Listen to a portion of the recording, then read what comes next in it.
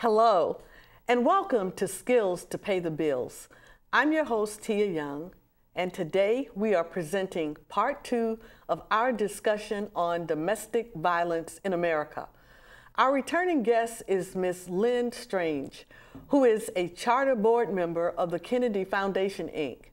Lynn is a former victim and survivor of domestic violence, and because of that experience is now the founder of SMILE, that's S-M-I-L-E, a domestic violence organization which allows her to travel around the country as an empowerment speaker, infusing lives with her personal story and giving her clients hope and advice on how to achieve victory over the evils of domestic violence. Please welcome Lynn Strange. Lynn, how are you today? Fine, and you? I'm so glad that you were able to visit with us again. Thank you. Glad to be back. Good. Well, we've got a lot to cover, so let's get right into it. Now, you were on the show about a month ago. Yes. And some of our viewers may not have had a chance to view that segment. So would you just go back over just a summary of who the Kennedy Foundation, Inc. is and how you became a part of that organization? The Kennedy Foundation is a 501c3 nonprofit organization, and our purpose and mission is to promote the awareness of domestic violence. We provide empowerment summits for teens, young adults, women, men. We also provide educational scholarships for higher learning. And so we host pageants, scholarship pageants, but it all centers around the knowledge of eradicating domestic violence. Right. And we also host we have made significant partnerships with Verizon and Macy's, who sponsor a lot of our events and organizational and community events. And our main mission and purpose is to make sure that the community at large is aware of the prevalence of domestic violence. It has become a silent epidemic. Yeah. And so our main function is to make sure that the community is aware of the signs and the detriment of domestic violence in the lives of people in the community. Right. Do you have any universities that are working with you? Absolutely. We have partnership with the Howard University in Washington, D.C. Last year, they awarded 3 of our young ladies educational scholarships that are continual scholarships as long as they maintain their GPA. And so we're very excited about that partnership. Right. And then how did you become involved with the Kennedy? Over about 3 or 4 years ago, I met the CEO, Ms. Stephanie Page, Executive Director, and we share the common interest of the issue of domestic violence and making sure that it's eradicated, informing and inspiring lives to either come out or not go or be engaged or involved in it. And so I was elated to become a part of the Kennedy Foundation as an executive board member. Right. Well, actually, Stephanie was on the show last year.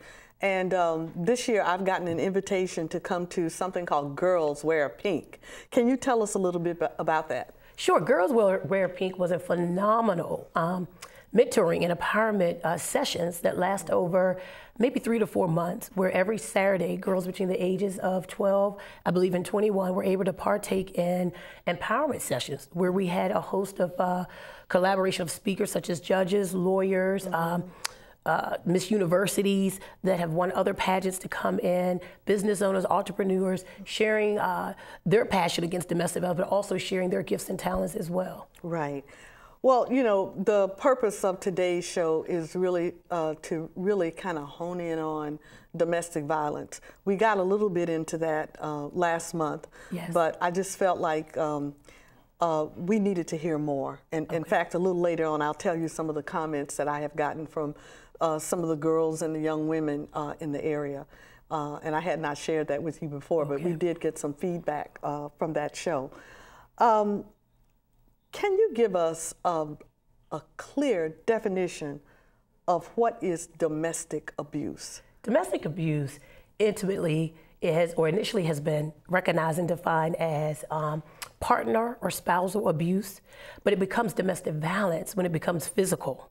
When you have the onset of slapping, kicking, the emotional, the verbal abuse, the coercion of control by the partner or the batterer, humiliation, isolation, really exerting that coercive type of force against the victim. Okay. Now, is that male, female, or can that be parent against children, children abusing parents, siblings abusing siblings? Or is... Well, domestic violence at some points can bring a conflictive message in terms of how that's defined. Yes. Domestic violence is often defined as between husbands and wives, individuals who have dated or have had children in common. Okay. A lot of times when you have mother and daughter, brother and sister, it is characterized as domestic violence, but it is not defined in some jurisdictions as the same. Okay. But it's still a form of violence that's domestically related based on family relationship. Right, because you have a lot of that going on too. Absolutely. You really do on that end. Well, I know that we are here to talk about some of your experiences, and I know that it's painful. It's even painful for me to even ask you to share your story with us. Yes. Can you do that? Oh, absolutely. Okay, absolutely. Good. Let's hear your story. I was in one of the most horrific domestic violence relationships. To me and to some, it was a relationship where I was looking for love, looking for acceptance that was not gained through childhood. And through that, I was manipulated in, pulled in through that deception that I was being loved into a very abusive relationship that began with, on the first date, a punch on the leg, punch in the face, slammed my head into the window. The first date? Very first date. Very first date. Was this person older, a lot older than you? Absolutely, we were not. We were the same age. And so through my... I'm flabbergasted. The first date? The first date. And this is why it's so important to bring awareness about domestic violence as far as the signs, because not having that knowledge or that foreknowledge, I thought and accepted what most batterers do as the apology, I'm sorry. And because he said he loved me, oftentimes at home I didn't feel that love. I thought that he really meant what he meant when he said he loved me, and I remained. And so as the relationship escalated into a very abusive relationship with being dragged on the street, pushed out the car, thrown on the ground, slapped in the back, and just different very brutal acts of physical violence. And it didn't limit the batter to just that. Also, it engaged, I was engaged with the emotional abuse of being called fat, stupid, this is your fault. If you wouldn't have done this, I wouldn't have had to do that. Isolation from family or friends, just feeling like I was the worst person on earth. Well, was this all a courtship? Did it end into a stronger relationship, or did it end into marriage, or? It did move into marriage. After all the prior histories and incidents of abuse, I still loved him. I was really thought that I was in love with this individual, married him. We had 3 children. It became so volatile that I went to the courts seeking relief through protective orders, but because I was that victim that always would apply and go back and beg the courts to eradicate the protective order, even the courts became tired of me. And so I knew when I needed this protective order at the most, I didn't get it. The judge said no more. So is that because they would give you the protective order and you would go back into, and I would go back into that cycle, situation? Or become very angry if they didn't drop the criminal charges that I would file at times. Because so you did file charges? I did file charges as well. Yeah.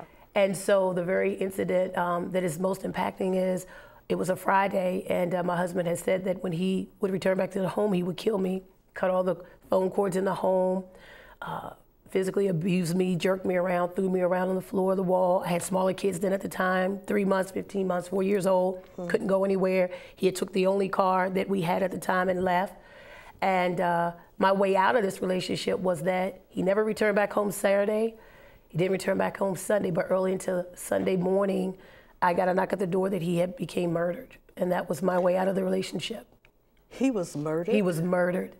So my last physical incident of abuse occurred on a Friday, which was 6 days after his birthday. His birthday was January 26th. He was murdered on January 31st, 5 days after. How old were you about that time? I was 26 years old, became a widow at 26 with 3 children. And bittersweet in a sense, because I no longer had to live in fear. Agony, worry, anxiety. When was the next hit going to come? When was the next punch going to come? When was the next rape episode was going to come? I was sodomized in this relationship as well. There's rape going on in a marriage situation. A marriage situation where the law sometimes would, I guess, reduce it down to, how can we prove that it's rape? You're married. But when you say no, no is no. So I had to encounter a lot of acts of sodomy, sometimes with different objects I couldn't convey with family. Yeah. Do you feel like that the law was not for you or not on your side, or just kind of I just believe that the awareness wasn't as more apparent now then as it is now, right. And laws have changed, and we have to give a lot of credit to the Vice President Biden, who also had the Women Against Violence Act, who brought a lot of awareness through Congress and through laws as to the seriousness of this issue of domestic violence. Yes. And so in my era of time, the support wasn't there. It was more or less brushed underneath the table. It was a shameful type of act of violence or crime. And so a lot of times, even churches, the courts didn't really deal with it. Now you see a lot more attention, support in the court systems, as well as in the community, nonprofit organizations than it was back then. You know, and I'm sitting here thinking that sometimes when you haven't walked a mile in someone's shoes, it's difficult to understand certain things. I'm going by you and I, we're African American Yes. women, we're black women. Yes. And when I came up, in every corner of everybody's refrigerator was a 2x4. Yes. There was always a big pot of grits with butter swimming in it. And I'm thinking, Lynn, why didn't you get that 2x4 and just knock the crap out of him and then douse him with some hot grits? I just, but I'm saying that having never been in a situation like that. It's easier to believe that is something that someone could do, but actually victims of domestic violence, we're very weak. I mean, we have low self-esteem, we feel powerless, because the longer you're in it, the more apt that you are to believe that if you take a stand for yourself, when he says he's going to kill you, those words become real. They become alive to you. So you believe and paralyzing, that? Yes. You did believe yes. that he was going to do that? Yes. And not having enough support, family, and of course now community organizations and ways out, a lot of times victims stay, and they remain in that continuous cycle of violence. This makes me so angry to hear, so I think we better take a break. We're going to take a short station break, and we'll return after these announcements, so don't touch that dial. Young women between the ages of 12 to 24 are making noise and taking over Bowie's quiet library. These young women are attending the Girls Wear Pink Domestic Violence Prevention, Self-Empowerment, and Modeling Workshop. PINK stands for Purpose, Integrity, Nobility, and Knowledge. And that's really what we're striving to get across to them with the workshop. We're striving to get them to understand what their purpose is, to live with integrity, to understand that they are nobility, so that they can walk out of here more empowered.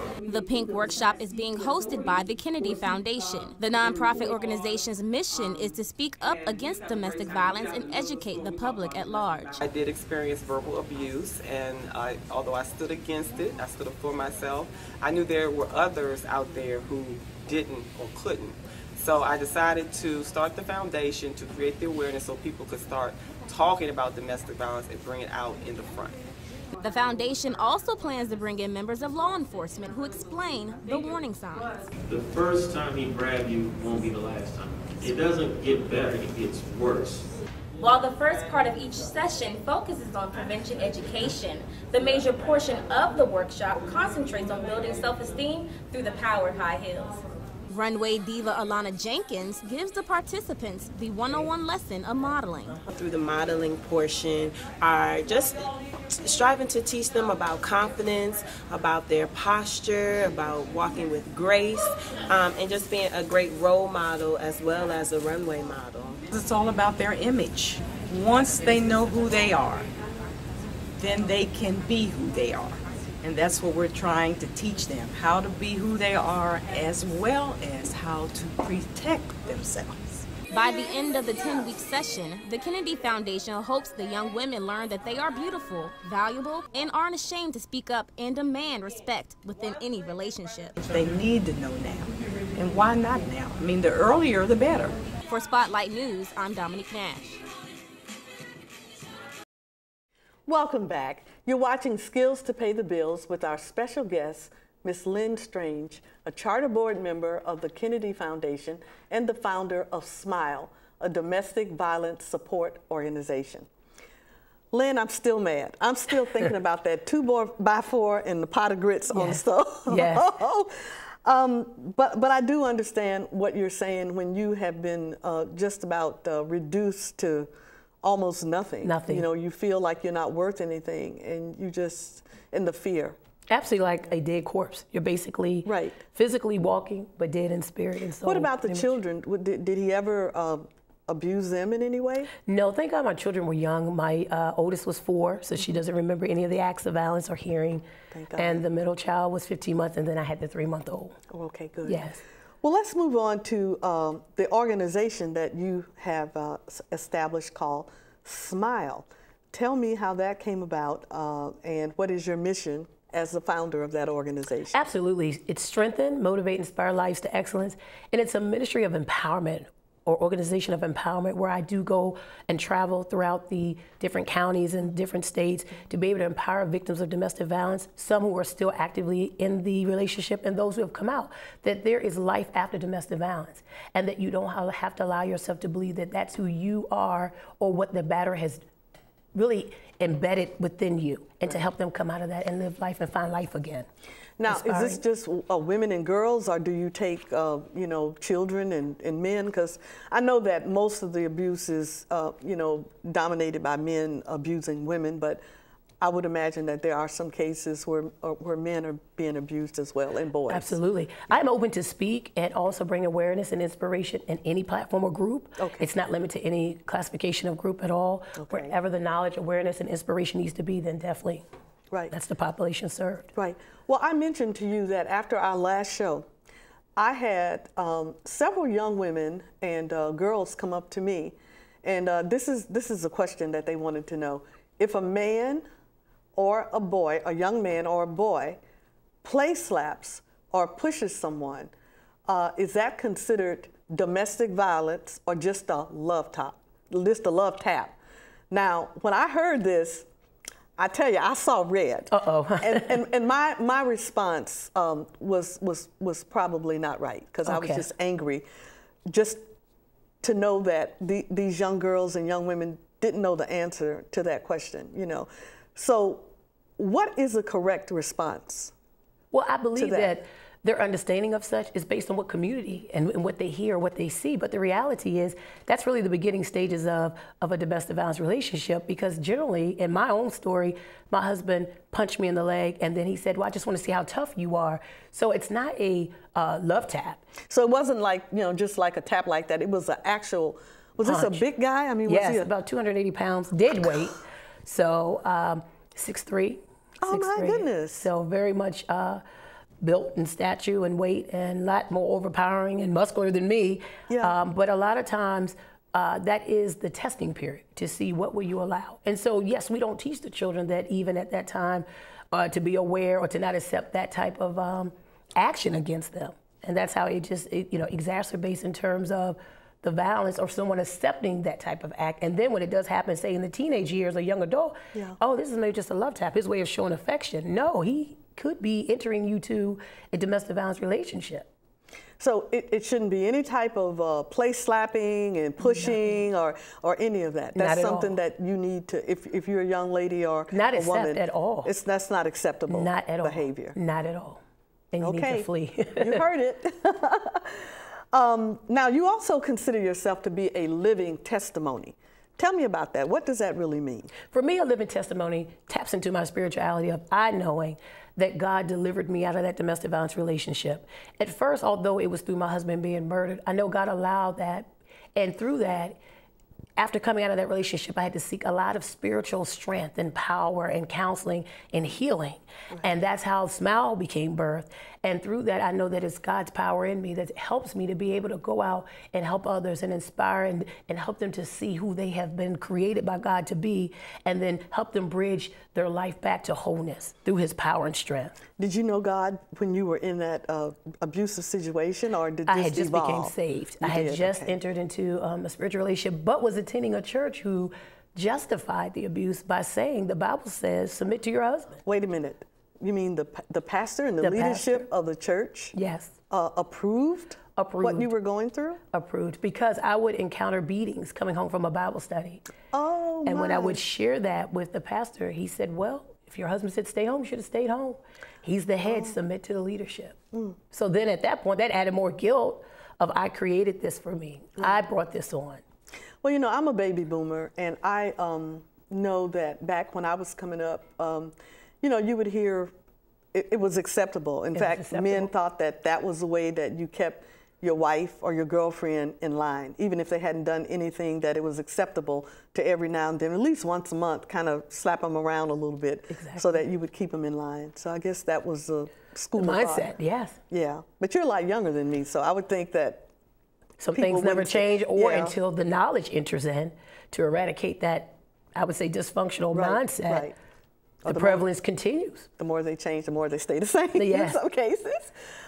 Lynn, do you have any statistics for us? I'm just wondering how many women are abused out of here. Average now, statistics for even this year, every 9 seconds a woman is being abused. 1 out of 3 women are being murdered and beaten or forced or coerced or forced into some sexual act by their husband or by their dating partner. 25% of teen girls between the ages of 15 to 21 who enter into a dating relationship are being met with domestic violence acts that then lead to, statistics have shown, prevalence of drinking, suicide, sexual, misconduct, or, sexual acts that are really perverted because the acts that have been perpetrated against them. It's alarming. Over $10 million it has been shown that victims have lost from work, health insurance, just different things trying to deal and address the issue of domestic violence or being a victim that has caused health problems or injuries. So the slapping and the abuse, it seems like it's linked to also sexual, I call it the perversions. rise of more sexual acts and domestic violence. You see that now more, the sexual component coming in. Wow, I'm blown away. Well, let's move a little bit to, as I said earlier, domestic violence is not always males violating the space of women. Sometimes they're parents abusing children, and they're children abusing parents, and siblings abusing siblings.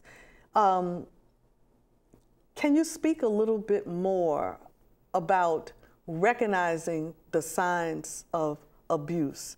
Sure. A little bit past the ones that are just dealing with men and women.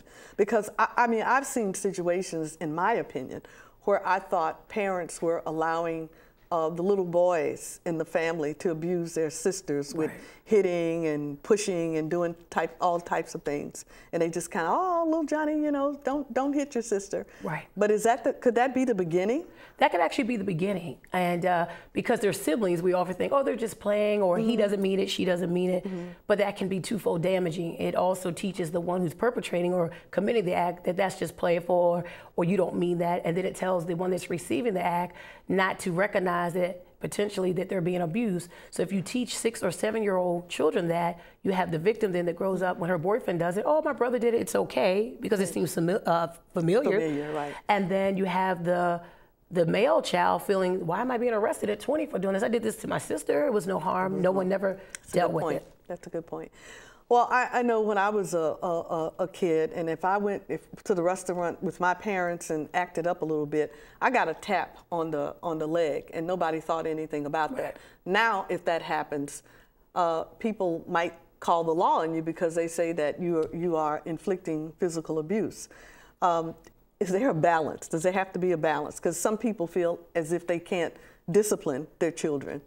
I think that the balance of discipline should be, and the law supports this in a sense of you can discipline or spank, but there should be no bruising. It becomes child abuse at the time of bruising. Okay. A lot of times, I think that what has happened is that society has also infiltrated, it's just how it's taught and how it's presented that can create either, is this abuse? Have I gone too far? Have I not gone too far? It's really based on how it's being presented and what the knowledge is about. Is this a crime at the time of a mark, or is it a crime just because I spanked my child? Right. I think discipline is still fine, but I think that no, we should not be beating and breaking arms and punching children and doing things of that nature. Right, I got it. Domestic violence, is that triggered by mental illness or just plain downright meanness? Well, I think the correlation of mental illness is not really known and vast out there as of now, but I do know that a lot of times batterers sometimes say, oh, I was forced to do this, or I felt, angry, I don't have control. Generally, statistics and even studies will show that batterers are in control of their actions and they know what they're doing. So yes, it can be really related to just pure evil. Just their way of manifesting their control. I want it this way, this is how it's going to be, and maintaining that control is I'm going to use whatever form of dominance, isolation, humiliation, physical, emotional, or sexual abuse to get that control. Well, is there any small level of sympathy if perhaps the batterer came up under a situation like that where they were abused and battered as a child? Well, of course, society says children learn what they live, but I think that there's accountability that we must have for our own actions. We know within ourselves, conscious-wise, that we are doing something wrong, and then we have to make that choice to get it right, to deal with it. What about bullying in school? Nowadays, you hear so much about children have even committed suicide because they have been bullied in school, and I'm wondering, what do you think is the responsibility of parents in situations like that and the school system? I'm wondering if the school system is really doing enough, or if we as parents. Well, bullying is a very sensitive issue for me as well. I had a daughter over 3 years ago being bullied in her school system, and on the morning she wanted to commit suicide on the way to school. And I had to call the school to make sure she arrived on the bus to school.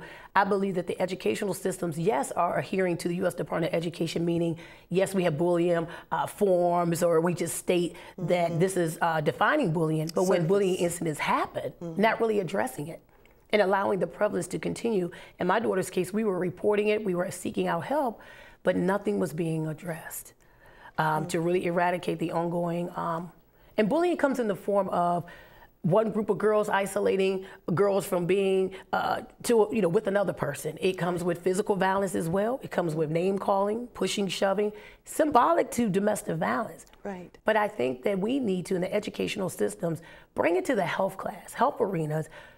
Signs of bullying, signs of domestic violence. We talk about eating, that's great. Yes, we need to understand that, but we also have to get to the issues that are really impacting society that is also part of the physical well-being of individuals, and that is acts of violence, emotional torment, things that cause depression, low self-esteem, anxiety, fear, and then lead to suicide.